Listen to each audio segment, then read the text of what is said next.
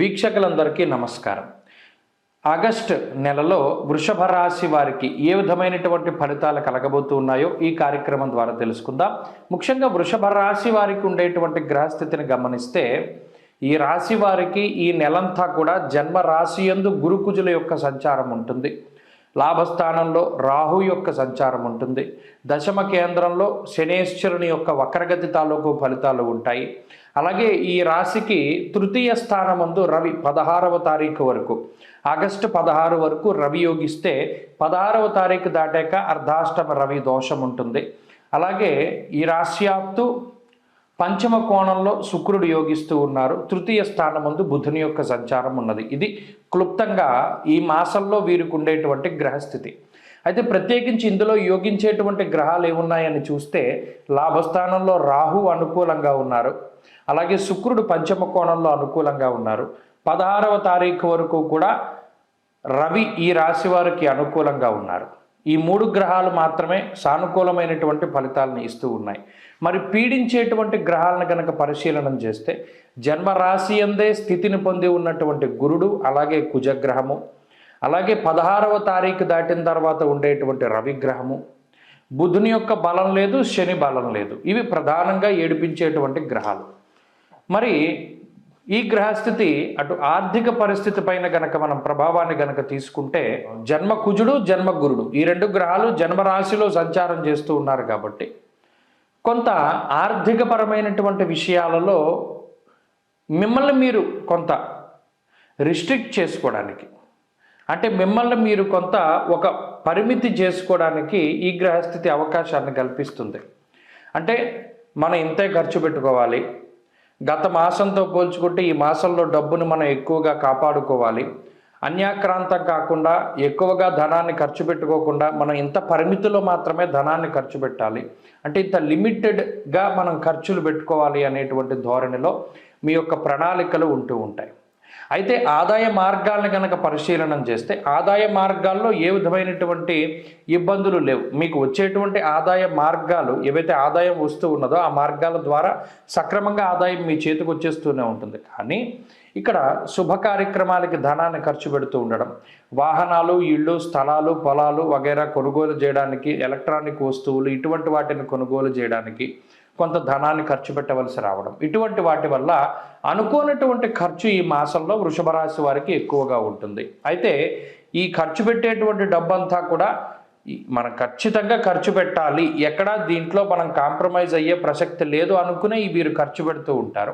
అందువల్ల ఆర్థిక ఎద్దడి అన్నది ఏమీ ఉండదు. ఇక రెండవది కుటుంబ సంబంధమైనటువంటి వ్యవహారాలను చూస్తే కుటుంబ పరిస్థితులు సానుకూలంగా ఉన్నాయి. ఆరోగ్యం, నిత్య సంతోషం, బంధుమిత్ర సమాగమ అంటూ ఉన్నది శాస్త్రం. అంటే అటు లాభస్థానంలో ఉండేటువంటి రాహువు, అలాగే తృతీయ స్థానంలో ఉండేటువంటి రవిగ్రహము, అలాగే పంచమంలో ఉండేటువంటి శుక్రుడు, ఇవన్నీ కూడా చక్కగా కుటుంబానికి సంబంధించినటువంటి విషయాల్లో మంచి ఫలితాలు ఇవ్వడానికి అవకాశం ఉంటుంది. కాబట్టి కుటుంబ సంబంధమైనటువంటి వ్యవహారాలన్నీ కూడా చాలా అనుకూలంగా ఉన్నాయి.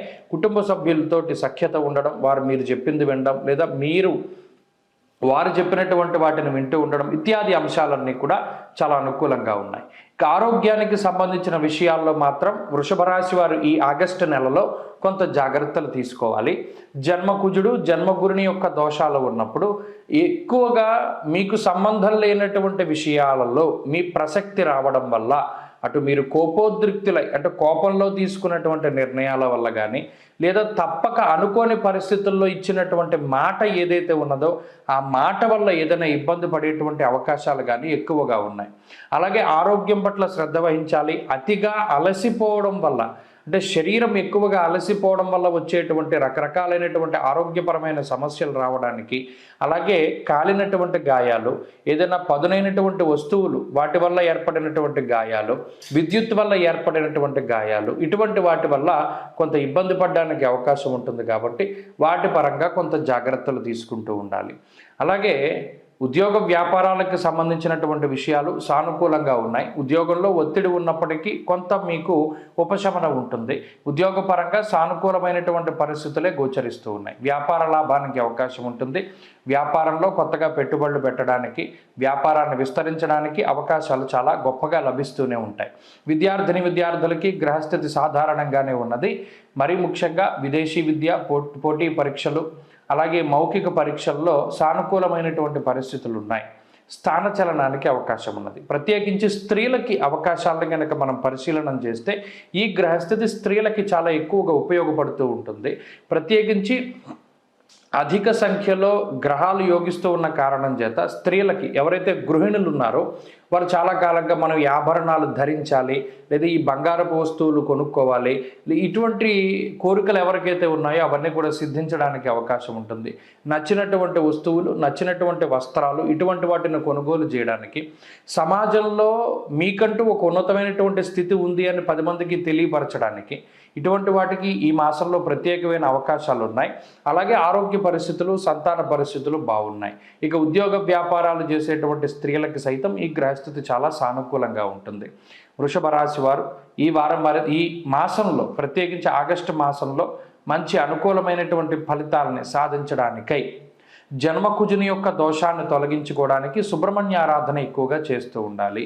ప్రత్యేకించి సర్పసూక్తంతో షష్ఠి తిథి ఉన్నటువంటి రోజున సుబ్రహ్మణ్య స్వామికి అభిషేకం కానీ, లేదా కందులు లేదా కందిపప్పు మంగళవారం దానం చేయడం వల్ల కానీ, సుబ్రహ్మణ్య భుజంగ స్తోత్రాదులు చదవడం వల్ల కానీ మంచి ఫలితాలు రావడానికి అవకాశం ఉంటుంది.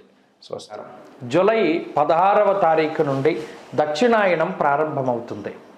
దక్షిణాయనము అంటే ఏంటండి అంటే, సూర్యుడు ఎప్పుడైతే పునర్వసు నక్షత్రము 4వ పాదంలోకి సంచారం చేస్తారో, కర్కాటక రాశిలోకి ఆయన ప్రవేశం చేస్తారో, ఆ రాశి ప్రవేశం లగాయతూ మరలా తిరిగి ఉత్తరాషాఢ 2వ పాదంలోకి మకర రాశిలోకి ప్రవేశించేటువంటి సమయం వరకు కూడా ఉండేటువంటి కాలాన్ని దక్షిణాయన కాలంగా చెప్తారు. దక్షిణాయనము అంటే దక్షిణ అయనము, మనకి రామ అయనము అంటే రాముడి యొక్క ప్రయాణమని, అలాగే ఉత్తరాయణము దక్షిణాయనము అంటే సూర్యుడి యొక్క గమనాన్ని తెలియజేస్తాయి. మీరు గమనిస్తే ఇప్పుడు ఇప్పుడు ప్రతిరోజు సూర్యుడు ఉదయించేటువంటి దిక్కును కనుక చూస్తే, అంటే మీరు ఇంటి దగ్గర ఉండి చక్కగా మీరు తూర్పు సింహద్వారం అయితే తూర్పు సింహద్వారం, లేదా ఏ సింహద్వారం అయినా తూర్పు వైపు ఉండేటువంటి ద్వారం దగ్గర నిలబడండి. ప్రతిరోజు ఉదయం సూర్యుడు ఏ దిక్కున ఉదయిస్తున్నాడో మీరు పరిశీలన చేయండి. ఈ దక్షిణాయనం ప్రారంభమయ్యే దగ్గర నుండి పూర్తయ్యేంత వరకు గనక మీరు పరిశీలన చేస్తే, తూర్పు ఇలా మీ ఎదురుగుండా ఉన్నట్టయితే సూర్యుడి యొక్క ఉదయించేటువంటి స్థితి మారుతూ ఉంటుంది. అంటే ఈ దక్షిణం వైపు ఆయన ప్రయాణం చేస్తాడు. భూమి యొక్క కదలిక ఆ మాదిరిగా ఉంటుంది. ఎప్పుడైతే మరలా ఉత్తరాయణం ప్రారంభమవుతుందో ఆయన మరలా ఉత్తరానికి వెళ్ళిపోతూ ఉంటాడు. ఈయన ఉత్సాహానికి కారకులు, ఆరోగ్యానికి కారకులు. అలాగే జీవితంలో మనం ఏది సాధించడానికైనా సరే రవిగ్రహం చాలా ముఖ్యం. గ్రహరాజు అయినటువంటి రవి ఆయన ప్రతికూలంగా ఉన్నప్పుడు ఆరోగ్యపరంగా కొన్ని చికాకుల్ని కలగజేస్తారు. అలాగే ఉత్సాహ భంగానికి కారణమవుతారు. అనగా ఎప్పుడైతే అనారోగ్య సమస్యలు వస్తాయో మనం అంత ఉత్సాహంగా ఉండలేం కదా, అలా ఉత్సాహానికి ఇబ్బంది వాటిల్లుతుంది. దానితో పాటుగా జీవితం అంతా కూడా కొంత ఇబ్బందికరంగా ముందుకు సాగుతుంది.